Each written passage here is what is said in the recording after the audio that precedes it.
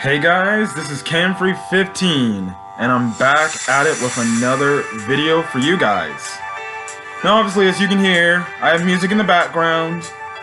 Quick thing before I do my review, this is not going to be a mainstay over my entire, video things. I think I'll probably only save the music maybe to my manga chapter reviews.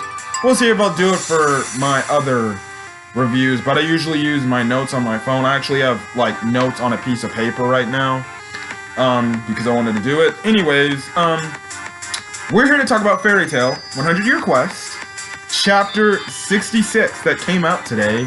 Like I said, from the last time, 2 weeks ago, when I said I was doing these reviews, I'll make sure I do it the days they come out.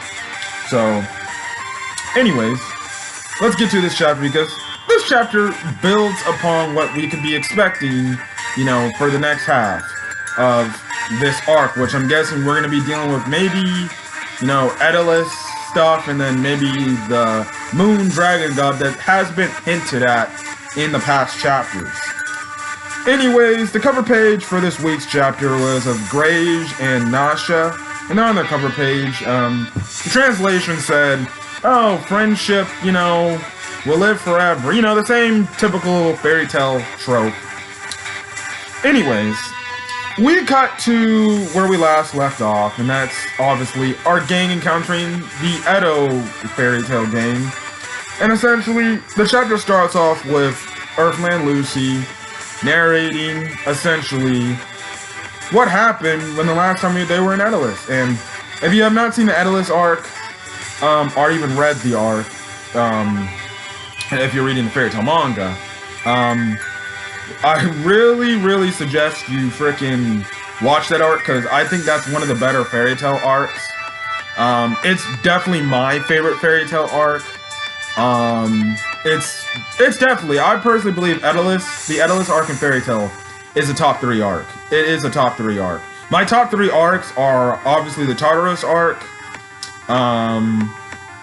I got Grand Magic Games as my number 2. Well, yeah, Grand Magic Games is one of my other favorite arcs in my top 3, and then Daedalus. But yeah, I enjoyed it. If you want to get my thoughts on Daedalus, I actually do have a review up on the channel in my fairy tale arc reviews for that. And I know I put that on pause, but I gotta find time in my schedule to get that video out, because I gotta actually rewatch some stuff. Anyways, like I said, Lucy's bringing up stuff in the past.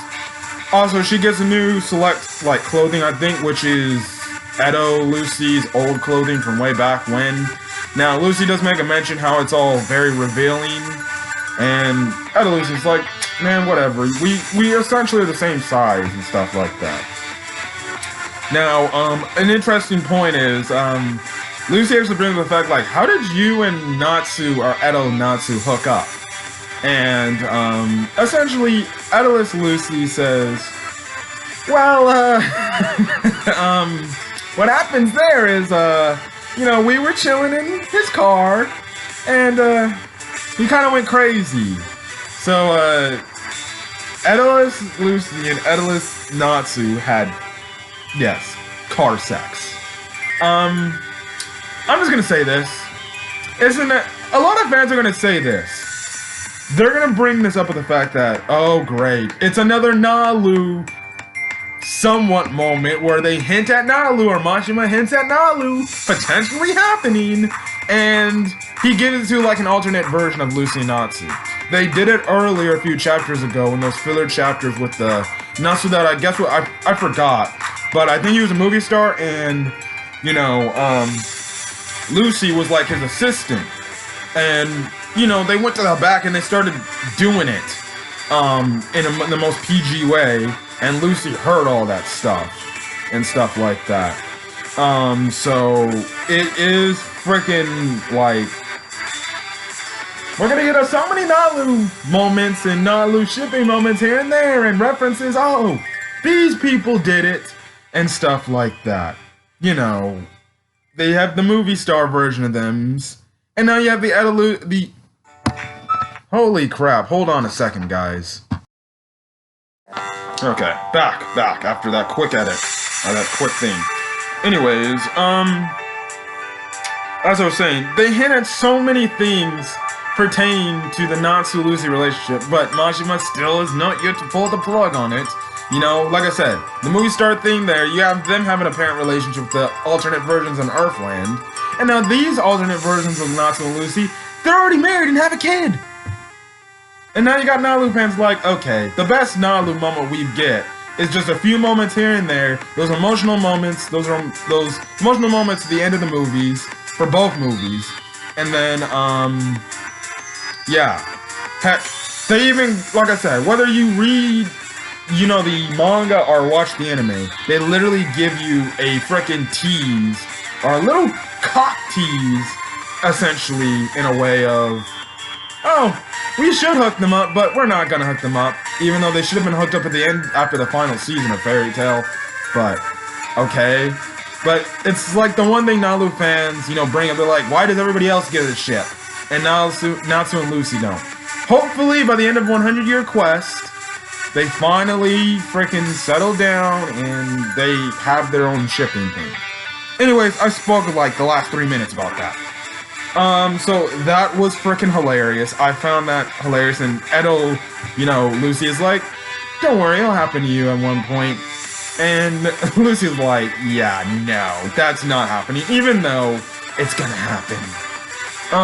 We cut over to Gray, looking at Graves, and he thinks his, I guess, alternate version of his son looks cute. And Wendy brings up the point, he's like, I wonder what you and Juvia's kid would definitely look like. Probably the same exact thing. And stuff like that. So that was a whole funny thing. They also cut over to Gray and Nash are kind of looking at each other. They kind of blush at each other. So, apparently it seems like when those two get older, they'll definitely get it on in terms of they'll like each other. And it's funny because people are gonna be like, I saw it in the comments of the place where I was reading it from, and the people were like, Grays plus Nasha equals Todoroki, which Todoroki's from My Hero Academia. And honestly, if you ask me real quick, I do believe that they'll not make a series, but I do believe, you know, Earthland, Gray, Juvia will have a kid, and Earthland, Lucy, and Natsu will have a kid. And I always said, I'm like, it'd be freaking coincidence that they hooked the son of Gray and Juvia with the daughter of Natsu and Lucy. Just for kicks and giggles. And it's funny, you get it like a little, like again, a tease between the two, I guess you would say, future fathers of their kids getting upset at each other, and that plays totally into their characters. They see Carla and Happy start talking about all this stuff in Edelus. Wendy eventually holds Carla and kind of smushes her in between her boobs. Which they do make two boob jokes for Wendy again. One in terms of Edelus Wendy, as well as a character we see later, which is Edelus Coco. But like I said, if she was not frozen in during the 7-year time skip, she probably would have not only grown, but she probably would have had what she's looking for. So they're keeping that Wendy joke going strong, which has honestly been the one thing that's been going on the entire 100-Year Quest. They just keep referencing the fact that Wendy is essentially flat-chested and she wants boobs. Anyways, after that stuff, they go to the capital to see Mystigan, which obviously, why wouldn't they? And when they finally get into the castle, they see Hughes, Sugar Boy, Edelus Coco. Well, I can also see the Edelus version of them. They also see Byro, the old weird guy. And then they eventually run into Mystigan, and they say, Mystigan, hey, what's up, buddy? How you doing? And stuff like that. And then, you know, we see a certain Nightwalker, Urza, show up. And yeah, so one, I was completely freaking wrong. And when I mean I was wrong from the standpoint of, I said in my last chapter that she would be probably the princess to Mystagon, since he's like the ruler of it.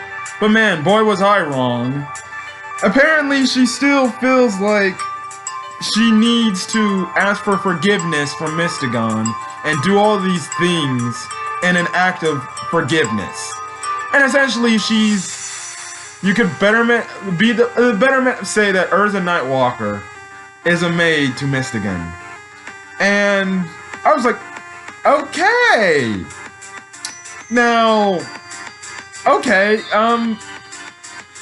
it's still weird that she has this personality, and she kind of has this passive-aggressive personality where, like, Mystagon tells her, like, calm down and stop this, and she's like, oh, please, oh, I'm sorry, my lord, you know, and stuff like that. Please let me forgive you. I'm trying to do everything. So even after 9 years, she still is asking for forgiveness. And then, like I said, when she gets aggressive is when, you know, the other fairy tale members, you know, mention Mystagon just casually, and she's like, you better respect Mystagon and stuff like that. Like, she does that to Happy, and she's like, you better respect him, you damn ant seed. And, you know, Mystagon tells him stuff, and what I found hilarious is, Nightwalker acts somewhat similar to, like, Juvia from Earthland, where she's very submissive and wants Mystagon to do very punishing things. It's like that one time from Fairy Tail when Juvia tries to have Gray, like, punish her. Gets in the same position, on her knees, butt sticking up to him, and everything, and she's like, please punish me. You know, I'm like, okay. Gray makes a slight comment saying, like, hey, it seems like Nightwalker apparently has feelings for you. Now, Nightwalker kind of is like, yeah, right, I have feelings, as she's blushing, but it's clearly obvious. Nightwalker has feelings for Mystagon. Mystagon does say things the past 9 years have been eventful with those two, so I'm guessing they had done it in a sort of sense, but, you know, they kind of keep it confidential. So, other than that, it's kind of the last thing we got in terms of reunions. And not to say that, hey, I enjoyed it. It kind of took away from the story. But, okay, that's fine with me. I enjoyed it for the most part. Oh, again, I forgot to say, Coco actually shows up. We know Coco, well, Edalus Coco and Lucy are friends. And they make, like I said earlier, they make a slight little joke here that Coco actually grew in her chest and she has bigger boobs. Because way back when, she was kind of flat-chested herself, but she has boobs now. They come back to Wendy, and Wendy's like, it seems like she has even more bigger chest as well. I'm like, pain. Just pain for Wendy.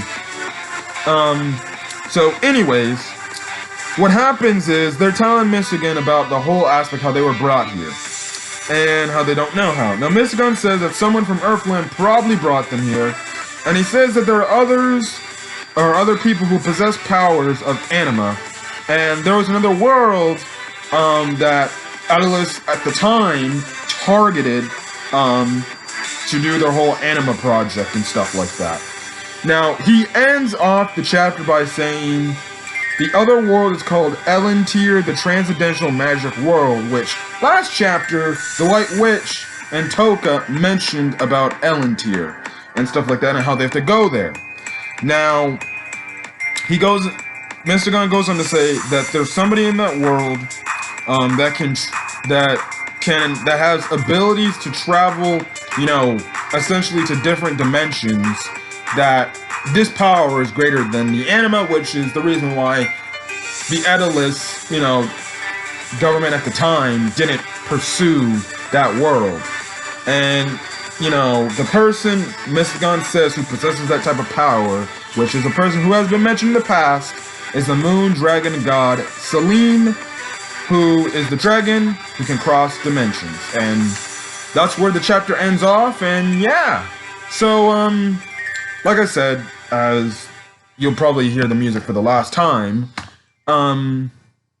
it seems like, yes, Selene is going to be maybe the next dragon god they might have to go up against, / hopefully maybe befriend. Like I said, the White Witch did bring up the fact that they have to go back to Elentir. So it's going to be very interesting to see where this story is going. So, yeah, so it seems like the next dragon god they're gonna focus on is, the moon dragon god. And apparently she has powers that can cross frickin' dimensions. And also, apparently, there's also, in the fairy tale universe, there are 3 different worlds. So you got Earthland, Edelis, and now I guess you can say Elentir is the other world. So I wonder if Elentir has, again, alternate versions of characters we know. Because if that's the case, then okay. So there's different there's I'm just gonna say, I'm like, well, it seems like we haven't got like so many different worlds of fairy tale, but it seems like we got a multiverse going on here. And especially if there's alternate versions of our gang of characters in Elentir. So yeah, and it's like, well, I guess this is, the confirmation of maybe a fairy tale multiverse here. But like I said, other than really, like I said, they continue the reunion stuff for a majority of this chapter. Like I said, not to say that I didn't like it. Did it take away from the story a bit? I'm like, okay, we don't really need to see other reunions. Even though it was much appreciated, I'll take it.